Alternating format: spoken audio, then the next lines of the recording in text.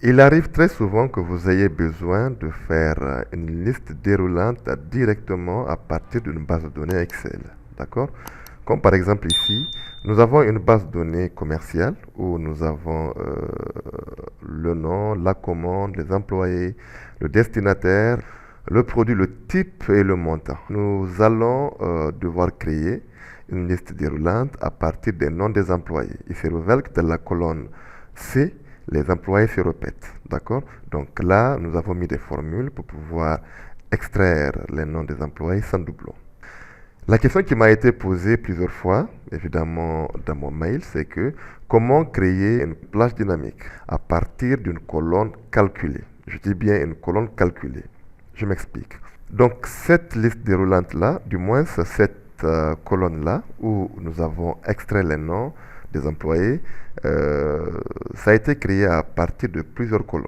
Donc là, nous avons créé des formules, voilà, tout ça, blablabla. Bla, bla. Alors, je vais masquer ces colonnes-là et je vais continuer à vous expliquer.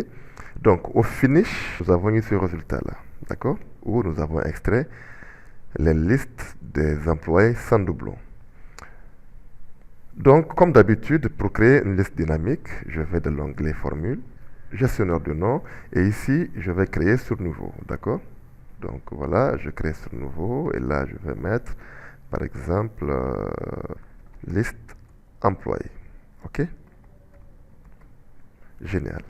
Alors, là, je mettrai la formule courante que tout le monde utilise.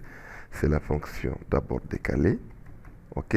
Décaler à partir d'où? À partir d'ici. Donc, je décale de combien de lignes? De 0 lignes. De combien de colonnes? De 0 colonnes. Ça veut dire que je vais rester dans la même colonne.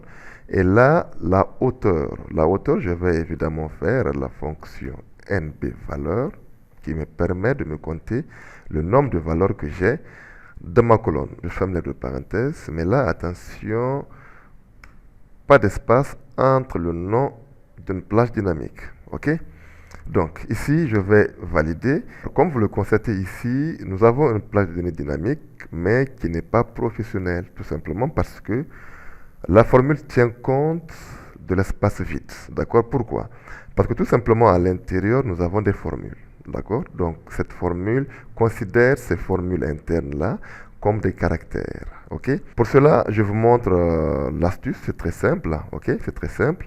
Donc, je vais supprimer cette dernière tranche-là. Et là, je vais remplacer la fonction nbval par la fonction nb.si. Donc, premièrement, de la fonction nbc, on nous demande la plage. La plage, c'est très simple. Donc, je vais prendre toute cette plage-là. Je mettrai 0, 0.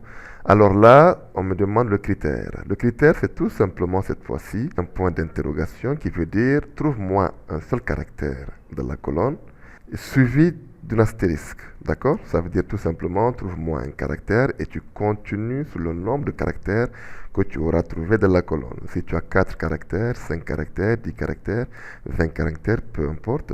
Alors, je mets le guillemot, je ferme les deux parenthèses et je valide. Nous allons essayer. Vous allez constater, une fois que je clique de la formule, ok, automatiquement la plage dynamique prend en compte uniquement le texte. D'accord? Donc, il ignore les formules à l'intérieur. Ainsi, vous pouvez créer votre liste déroulante avec le nom que nous venons de créer de la formule dynamique. Alors, je m'arrête là. J'espère que j'ai répondu à votre question. N'hésitez pas de vous abonner. N'hésitez aussi pas de cliquez sur la petite cloche, ça c'est pour ne rien louper.